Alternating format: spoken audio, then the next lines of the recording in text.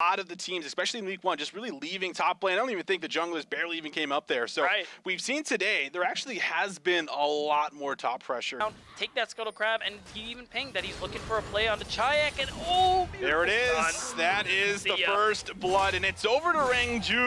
That's right, player who, God, tanks don't do it. I want to talk about Rangjun, but maybe I'm not going to get the opportunity yet, as, oh, look at the poke. Bad Lulu, he's so low. Oh, no. He can solo him. Yeah, Bad Lulu, he is not in a good position whatsoever. Flashes away, will get collapsed on. Things gets pulled back. Is that enough to make sure it's a 1-for-1? And that will be the play. So TP is being changed, but you can still come to the tower, defend those side of Mirage Elyandra. But I think they're going to make the call. They're not here first, so they're just going to back away. Was what offered a lot of the threat Mirage had, and at this point, what? Oh, Chayak, he uses the package, will Valkyrie away, and is able to get to the lantern. Rangjun, nice flash, but not going to be able to get away from the CC. Infernal Dragon.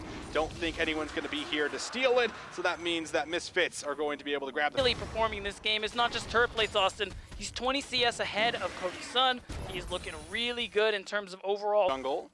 And they could even flip that into the top side, but that's all pending what happens here with Tinks. He's going to know that the red buff is now gone as he throws out the question mark ping. But Rangjun wants to start doing, or rather, excuse me, Bad Lulu wants to start trading out a little bit here on Irrelevant, see if he can lower that health bar. And that's certainly low! The prediction flash! Bad Lulu finds the solo kill, and now they find Tinks on the rotation. So much pressure onto Irrelevant, and at this point, Memento kind of shifts gears, thinking like, oh wow, you're smashing him? Well, let me help you right there. I got a hammer of myself that we can just beat him down with. And wants to, especially because you can see it, he has to buy that Executioner when you're playing against such a Fed 8 drop.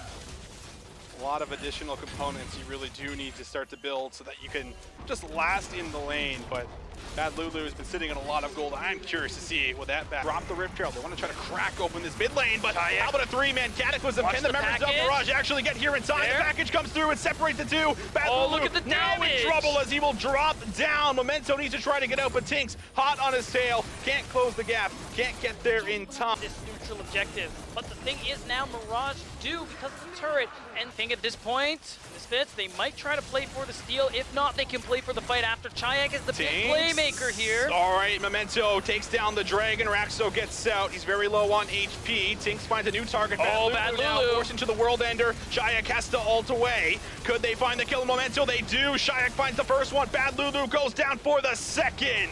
Misfits, they will play it beautifully. And now 2 members going down means they could potentially move to the Baron. Son Rangjun, they have to walk away, and part of it's because of how much they got poked out before the fight actually started. Mirage, who's really going to be able to do anything? Yeah, Raxo just has to soak up all that damage, and now Rangjun has to walk away. Yeah, he has to back out of this fight. Scatter of the Weak is going to take up Tinks. That's going to be a Cataclysm, but nobody's there to follow up on it. And now Cody's son. Mirage trying to set it up beforehand. Tinks is going to get tagged with the Winter's Bite. Re-engage there, Flag and Drag, and the Glacial Fissure. Tinks in a lot of trouble. Will be able to take the lantern out, but it's right into Bad Lulu as he'll feast on one. Turning now as all the way in. Bot Supers, of course, pouring into the base. They have all of the concern. They can play to finish because it's only Raxo who's walked in.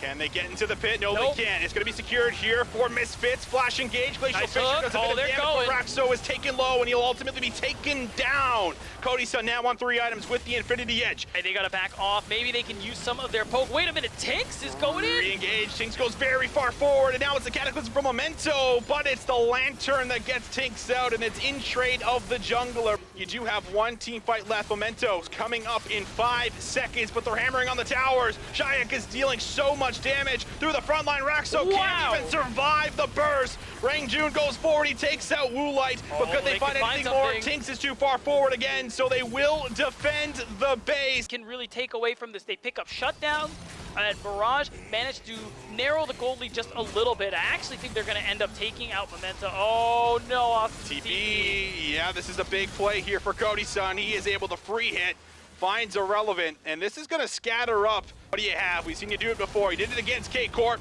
Can you do it against Misfits Premier?